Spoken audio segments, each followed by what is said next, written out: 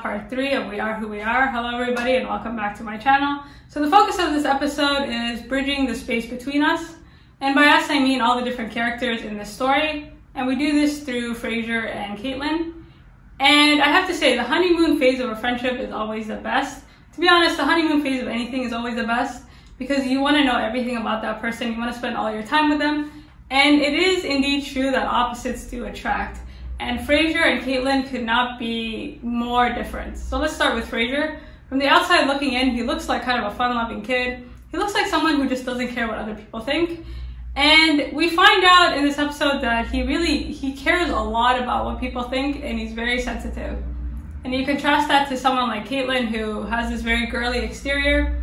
She looks like a tomboy, but she really doesn't care what other people think, right? It really doesn't concern her. She's very focused on what she's doing, and she's very in the moment, unlike Fraser. She's kind of a dive right in type of person. She only knows what she feels.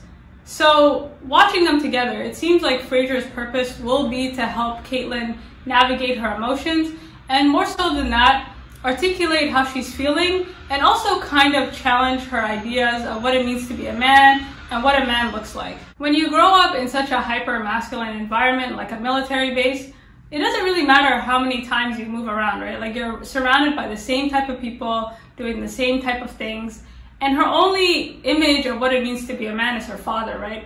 And you kind of see that influence time and time again, because at one point she says she grew up kind of fantasizing about being Wolverine, which is no surprise when you look at someone like her father, right? Like, he's very strong, he's very assertive, and so is Wolverine. And the consequences of this type of environment is that you focus on what it looks like and not what it is.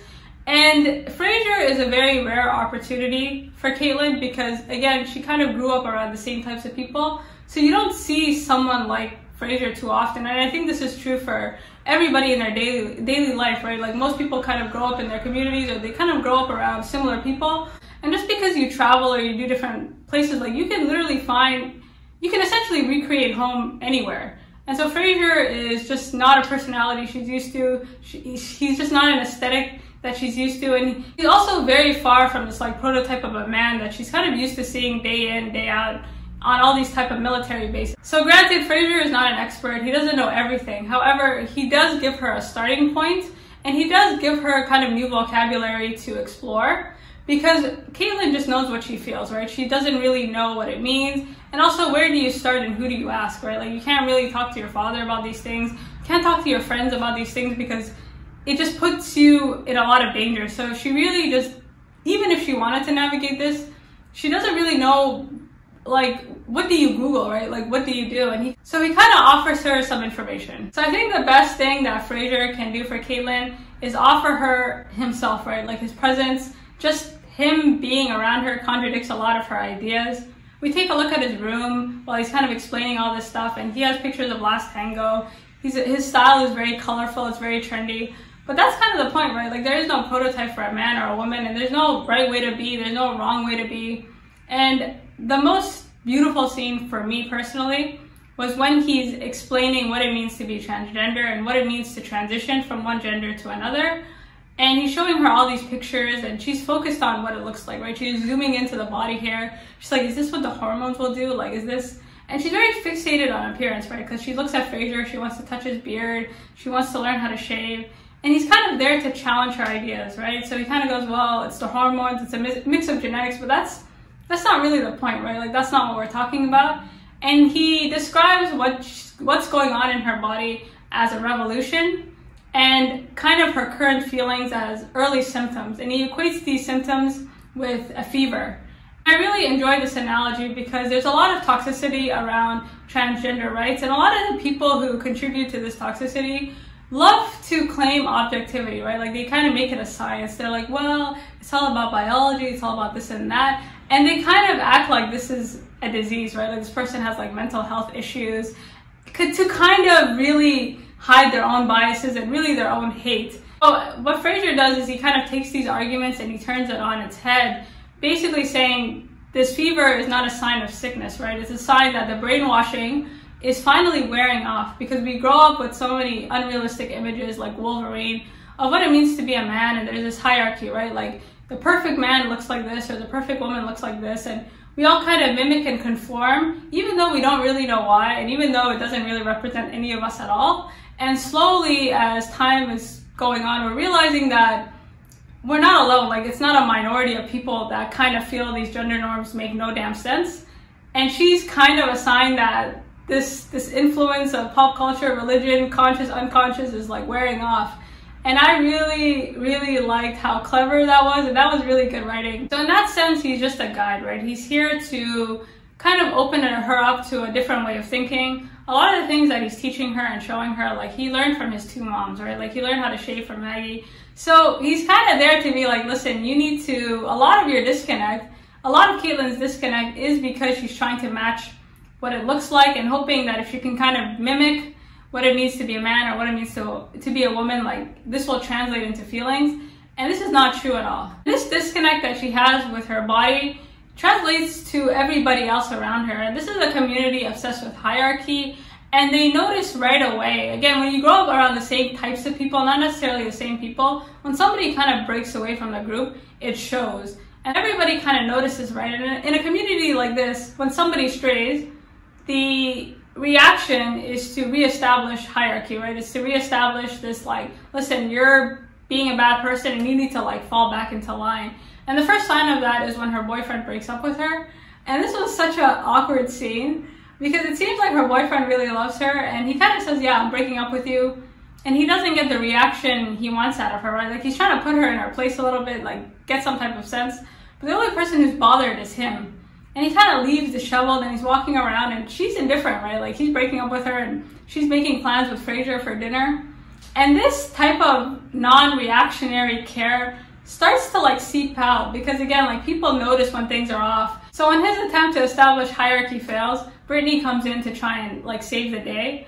And again, she doesn't really care, right? And unfortunately, Caitlin can't really talk to anybody about what she's currently feeling because it would actually put her in danger, or it could put her in a very, you know, not a very comfortable situation. And Brittany's kind of saying, what's wrong? Like, what's up with the group? Like, why are you acting this way? Like, why can't you just fall back into line? And she's like, girl, this is not about you. It seems like she cares less and less about appearances and maintaining this girly Kate facade. And the reason for that is Fraser, but unfortunately there are consequences. So the next person to try and kind of put her in her place is her brother, right? He's kind of sick of her having secrets and going behind everybody's back. And really what bothers everybody, specifically her brother, is her indifference, right? Like, they have a fight about whose friend group this is. Like, why can't you just be normal? Like, why can't you just do this and that? And then you find out that Danny himself is going through all these phases. Like, he's suicidal, he doesn't fit in, he's kind of converting to a religion, but he has nobody to navigate. Like, he doesn't even know who to ask. So all these people are mimicking these feelings and emotions that they just don't feel. And when they see someone like Caitlin kind of branching off or kind of breaking the norm, it's frustrating, not because they don't understand it, but because it seems unfair, right? So as far as Danny's concerned, he's lost too, but you don't see him acting crazy and breaking up with his boyfriend. So for him, it's like, why can't you just pretend to be normal like me? And that conversation Danny has with his friend Craig is really eerie because Danny's really in a bad place and nobody here can communicate with one another, and they're such a close-knit community, like, nobody talks to each other. And this is why, right? Like, sadly for Caitlin, a lot of the anger towards her starts to be projected onto Fraser, right? Because he's the new kid on the block. And as far as everybody in this group is concerned, like, they didn't have any problems until he came. Like, he's quite literally in the crosshairs. He's getting beat up by his brother, and there's a very cute conversation where Danny basically almost beats the shit out of him and says, I don't care who your mother is. And we all know how Fraser feels about his mother, and he's like, I don't care who my mother is either. Like, damn, we could have been friends. But they're not even open to Fraser as a person anymore because of these changes that they're kind of seeing in Caitlin, right? So, you know, he's really taking a lot of hits, whether or not he's aware of that. All this to say, there's a lot of people in this community pretending to be people who they are not. There's a lot of shapeshifters, right? Like, people who have been so used to moving around and adapting to how other people want to see them. And you kind of see that everybody is so far gone. Like, at least with Caitlin, she has time to merge Caitlin and Harper into one person, but everybody else has lost that time. And the more you're able to kind of follow the different characters around and kind of see how they go about their daily business, it's clear that their appearances don't really match how they're feeling. And what's worse is they've been kind of mimicking how other people want to see them, or how what other people perceive as normal, that they're not even able to communicate their feelings, right? That they're not even able to, they don't even know where to start themselves to guide anybody else through any type of process. So speaking of this community, I mean, for such a close-knit community, and by close-knit, I mean the proximity from house to house is so small. People literally live and work together, and when you live and work with the same people, really you can kind of lose your mind. And yet people in this community go out of their way to just avoid each other like the plague. And as I mentioned at the start of the review, the whole point of this episode is to kind of bring in all these other characters, and they do that through Fraser and Caitlin. And you see that when they're kind of back from their boating trip, Caitlin goes over to Fraser's house, and automatically her dad is like, you need to come back here. Like, he's panicking, right? Like, she just goes over to Sara's house. And this is a family that, I mean, these two families could not be more far apart. And again, like, they're kind of crossing over. And I think the fact that Caitlin went over to Fraser's house is kind of the first sign of this bridging gap in beliefs and values that she'll start to have from her father and her family. Clearly, there's a lot of tension on this space. Like, there's little whispers and snippets of conversations. Like, you kind of overhear people worried about potentially the space closing, or there seems to be a survival of the fittest mentality here, and people trying to establish hierarchy over other people quite quickly. And as we mentioned in the first episode, this is a very close-knit community, and Sara is on the outside looking in, right? Like, she has to establish rules and respect right away. And her obstacle, unfortunately, is Caitlin's dad, Richard, because it seems like he has a lot of influence on what goes on here. And so if she wants any power, she really has to find subtle ways of getting it over him. And one of the ways she does that is basically contradicting an order or a recommendation he made. So her first sort of order of business as like new commander on this base is to send a bunch of troops to Afghanistan, despite Richard basically writing a report saying these troops are not ready. And you can kind of see that she's sensing this, like, time is running out, right? And I think when you're new to a place or you're new to a job, the first 3 months or the first month is really important, because these are first impressions, and it kind of sends out the signal of what you're able to do around this person, what you're not able to do around this person. Sara's not someone who's about to let anybody kind of get past her. Watching all these different characters kind of go about their day, it's clear that the hierarchy is better for some and not for others, right? So the clearest indication of this is Sara and Maggie's relationship. Maggie is essentially Sara's soundboard, right? She just absorbs all this crap. She's there to bring stability to everything and make sure that Fraser doesn't kill his mother. And it seems like his mother, like Fraser and his mom, Sara, like, there's this power struggle between them. And I get it, like, when you're young, you're kind of embarrassed by your parents, like, and I can't imagine living on a base where people know your business to this degree. Like, people, like, your parents know your business, like, everybody knows your business. And as a teenager, it can be like again, Fraser is somebody who cares a lot about what people think, and his anxiety just comes from his parents, right? Like, he doesn't want to be exposed. He doesn't want, and that's just not realistic given his environment. So there's a lot aimed at Maggie, right? People are saying you don't have your own kids, like, you have no idea what it's like to be someone's mom or dad, and that's exactly her function, right? Like, without her, like, there would be no peace in this house. I think the show is really clever when they're kind of showing these characters interacting with their loved ones versus how they interact with other people in their community, and most notably when Maggie finds Jenny. And Maggie and Jenny, again, appearances can be deceiving, right? Like, they look like two people that would have nothing in common. They are literally, again, people go out of their way in this community to avoid contact with people unnecessarily.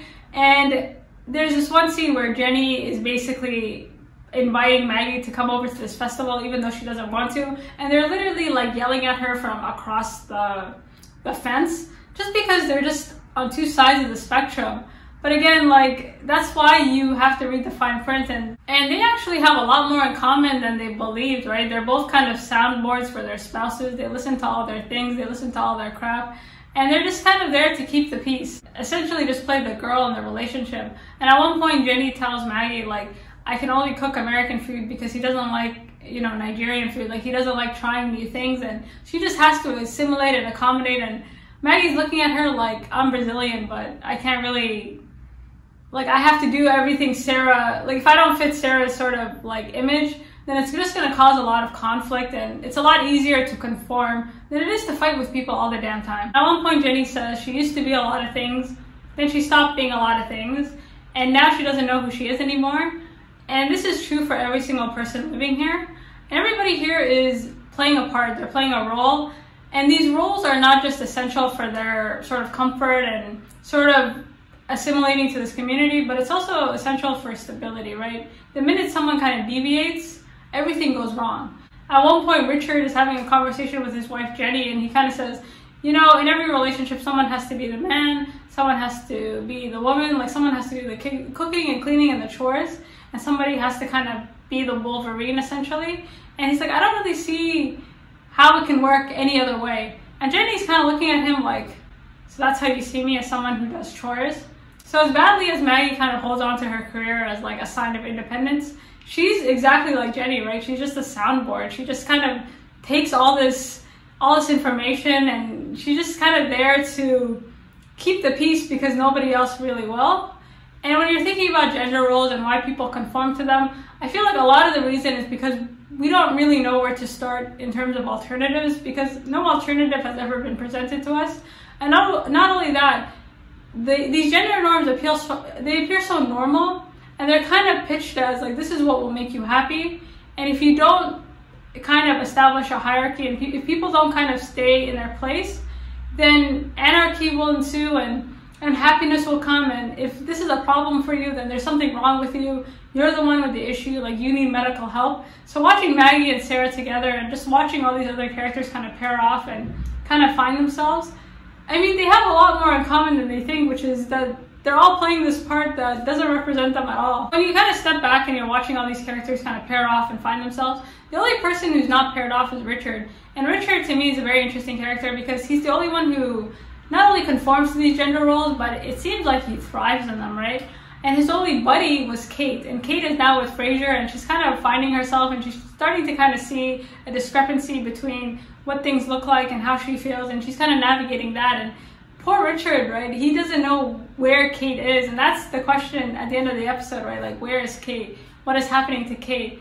And he is so fixated on that. Like, there's a fight behind him. He kind of loses this tug-of-war contest, and he's kind of thinking about her, like all these conversations that they had, like, oh, I wish I could be on your team. Like, I can't wait till I'm 60 pounds heavier, and I can't wait till I'm this and that.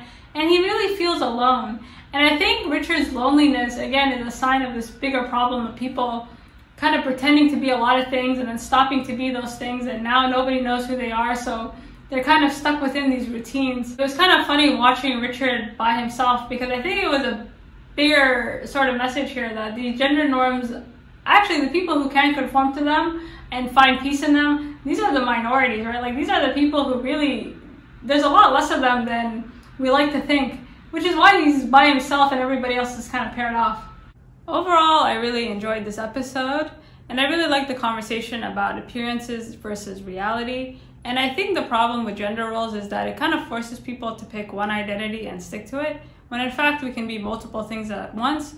And it's okay, like, two ideas can exist within the same space without contradicting each other. So this push to kind of pick an identity and make sure it's the best one is really unrealistic. And I really like the contrast between Fraser and Harper, because very rarely do people get an opportunity to meet somebody outside of their community and then interact with them in this way. So Fraser is an opportunity for Caitlin to kind of see other ideas and see other perspectives and really be challenged.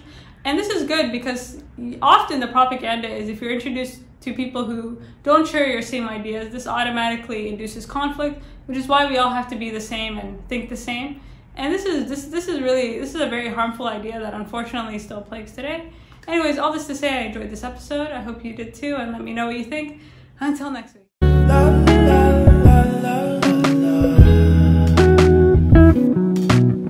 her know, I gotta let her know that she my white horse, she my medical, she like my baby.